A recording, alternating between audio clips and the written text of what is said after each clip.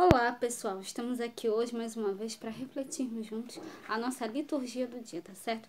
E nessa quarta-feira as leituras falam pra gente, que o Senhor nos chama a viver na fidelidade e na justiça, aguardando o seu retorno glorioso. Então, que nós possamos participar da liturgia com esperança, celebrando com fé e amor a memória de Santo Antônio de Santana Galvão. Então, a primeira leitura está em Romanos, capítulo 6, versículo 12 a 18. Romanos, capítulo 6, versículo 12 a 18.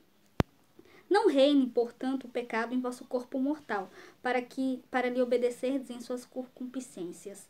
Nem tampouco apresenteis os vossos membros ao pecado por instrumentos de iniquidade, mas apresentai-vos a Deus como vivos dentre mortos, e os vossos membros a Deus como instrumentos de justiça. Porque o pecado não terá domínio sobre vós, pois não estáis debaixo da lei, mas debaixo da graça.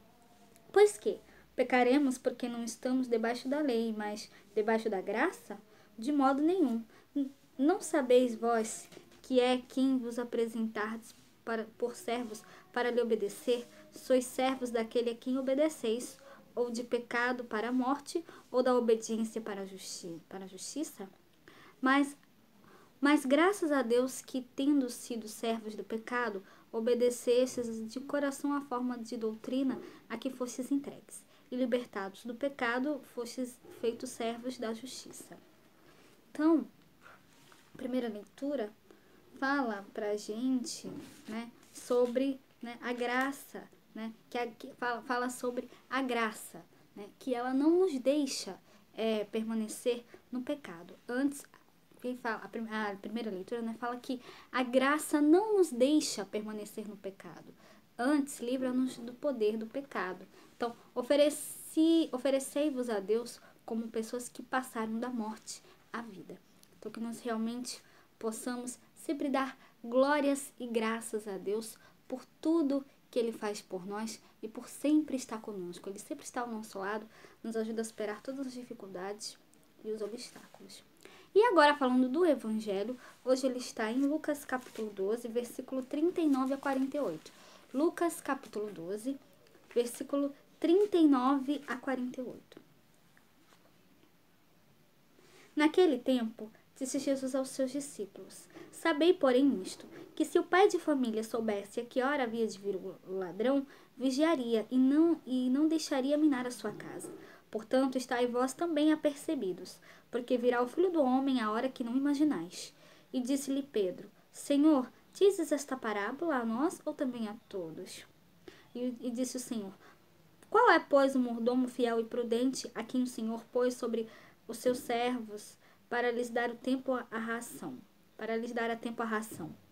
Bem-aventurado aquele servo a quem o Senhor, quando vier, achar fazendo assim.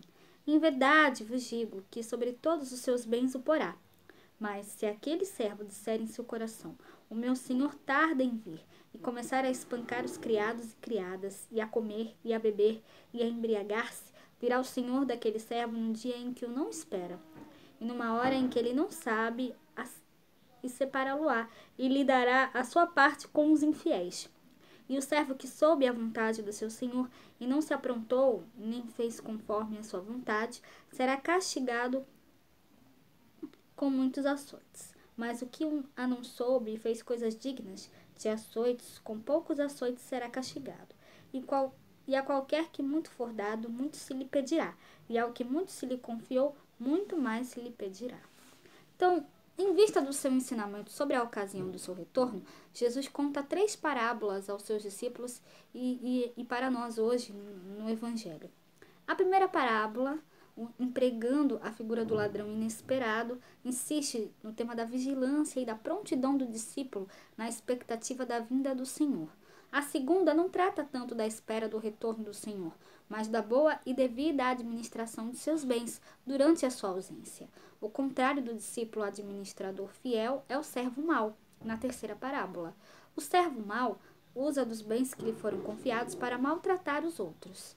Assim, as parábolas representam os comportamentos adequados de quem vive a fé e a esperança da vinda de Jesus com seu reino glorioso. Então, vigilância, fidelidade e responsabilidade que caracterizam o discípulo em suas atividades pessoais e missionárias, enquanto aguarda a manifestação do Cristo Senhor. Então, para refletir, a gente pode, responder as seguintes questões. Como eu e minha comunidade nos comportamos em vista da vida futura e da vida futura e da futura vinda do Senhor? Comportamos-nos como quem de fato espera a vinda de Jesus? O que significa a vinda de Cristo? Quais são as ideias e os pensamentos das pessoas hoje com relação à parousia de Jesus? De que maneira eu e minha comunidade podemos viver a vigilância e a fidelidade a Jesus na esperança e na certeza de que Ele retornará? Então, que nós possamos refletir essas questões, tá certo? E sempre, guardar a palavra no nosso coração e também espalhar a boa nova a todos, tá certo? Então, era isso que eu tinha para falar para vocês hoje.